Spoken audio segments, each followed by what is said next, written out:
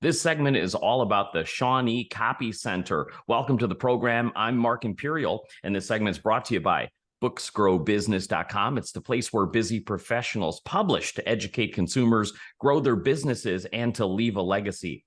Joining me on this segment is Tori Shirah, and she's the founder of the Shawnee Copy Center. Tori, welcome to the program. Thanks so much for having me, Mark. I really appreciate your time. Tori, tell us a little bit about Shawnee Copy Center and who are the types of folks that you help there? So, Shawnee Copy Center was actually founded by the Shippey brothers back in 1978. And as they were looking to get out of the business earlier this spring of 2023, the opportunity exposed itself for me. And so I have a background in printing. Because of my family. I like to say I've been in the printing industry for 36 years, which is a joke because I grew up at my dad's office of printing supplies. So think plates, think ink, think Benjamin Franklin presses. Those are the things that he would supply. And so now this opportunity gave me a side to be on the production. So all of the things that I was supplying, I now get to be part of and use to have to support customers and their businesses and all things in the Shawnee, Kansas area.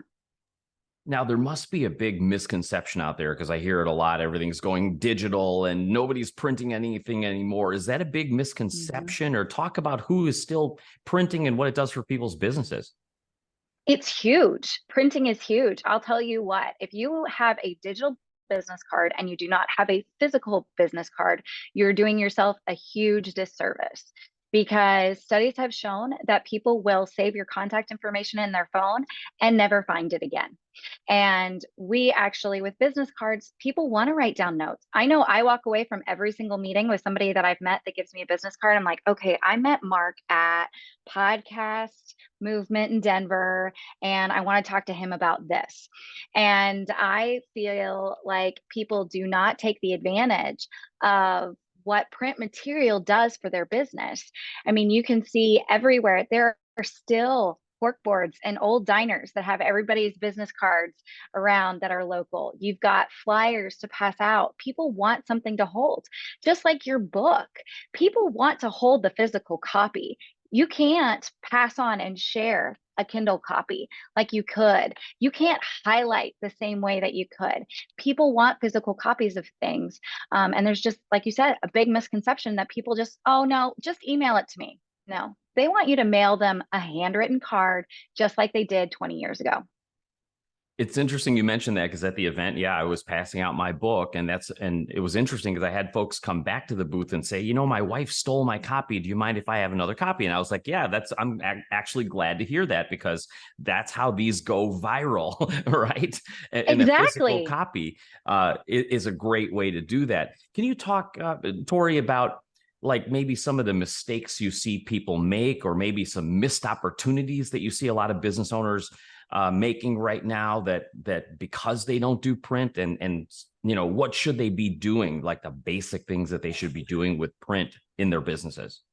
Absolutely. Well, first, I'm going to say the biggest mistake that you're making is using a shop, a mass print shop like Vistaprint or things that are just online. I highly suggest you go to a printer in your local community because here's the deal. Those kinds of online print shops are not going to, one, ask you what you're printing for, or they're not going to give you tips and feedback of what you should be doing or how it should look or be presented. For example, I was doing a program for an organization and and I was like, okay, so tell me, what are you just wanting this to be a keepsake, or are you wanting this just to have the ads? And they're like, no, we want to have a note section in it. And I said, okay, well then let me stop you right here.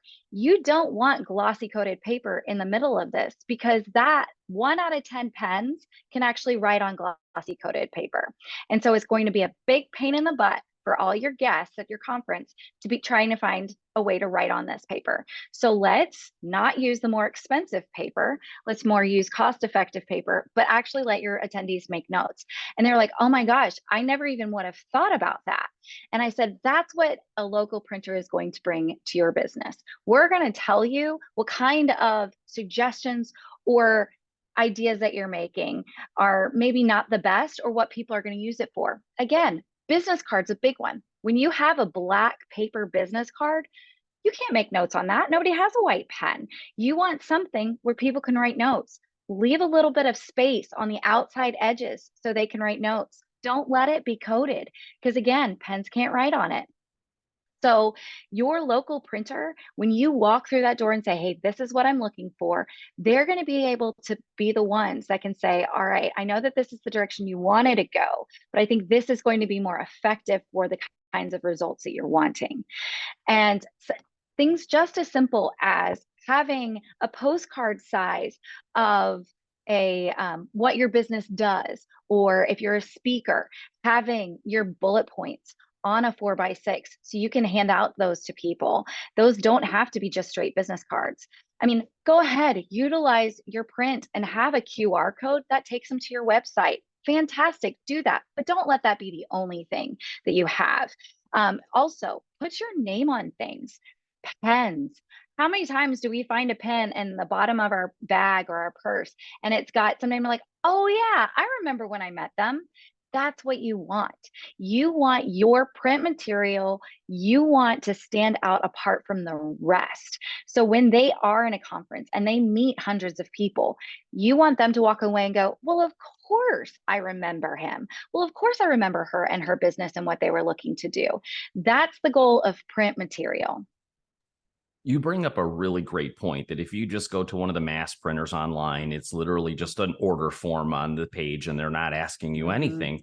And what you brought up was terrific because when they work with you locally, you can literally put them through like a printing audit for their entire business. And hey, let's find out all the applications you can use. Do you offer something like a print audit? What is it like working with you? Can you give us like a 10,000-foot view of the process when they first meet you?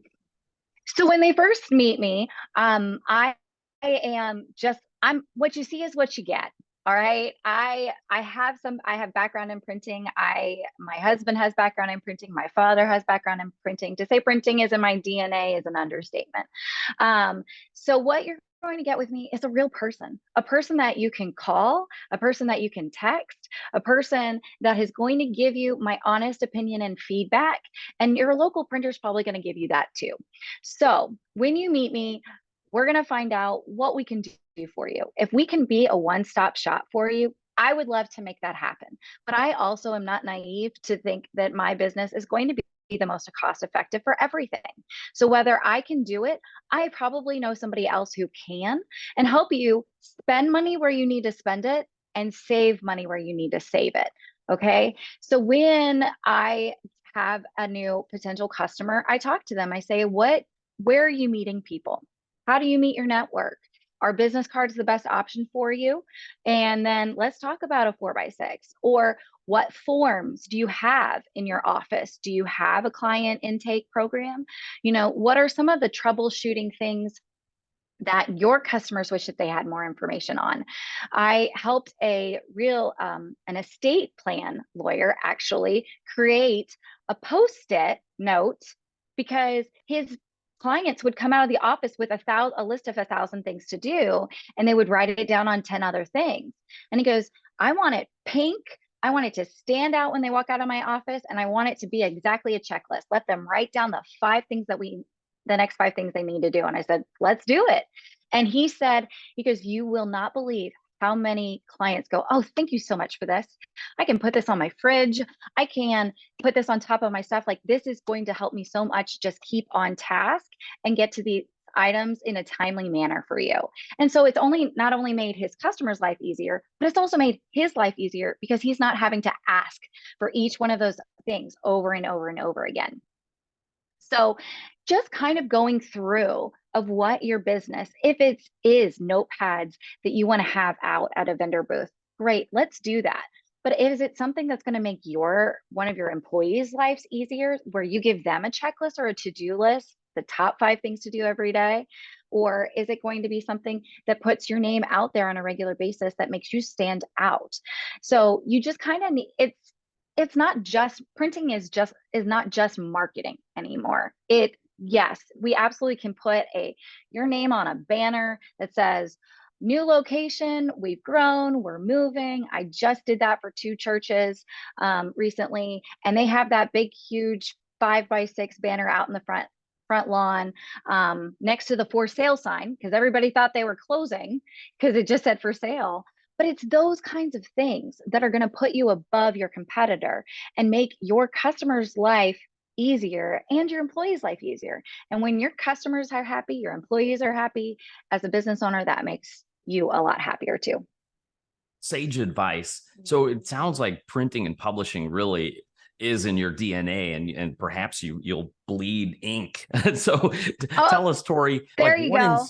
how did you get into the business altogether? From family? Give us a little bit of your history and like what inspired you of all businesses that you could have acquired today. Why the print shop? Is that the natural evolution for you? Almost. So my father, he owns a printing supply company in Dallas, Texas.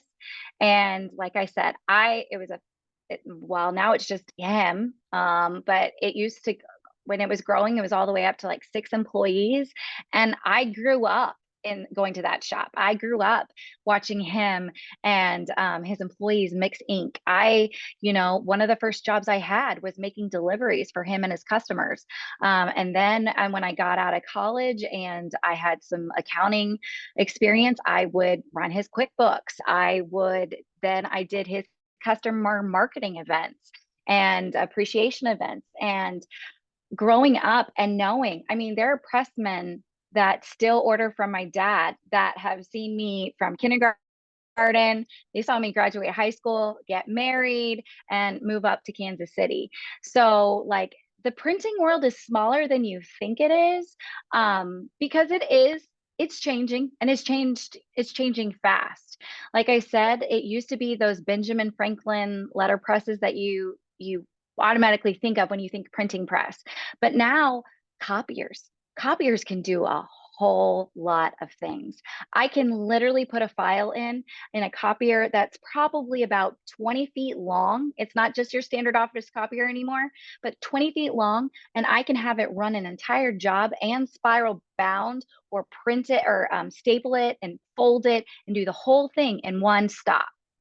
And so, yes, it has changed.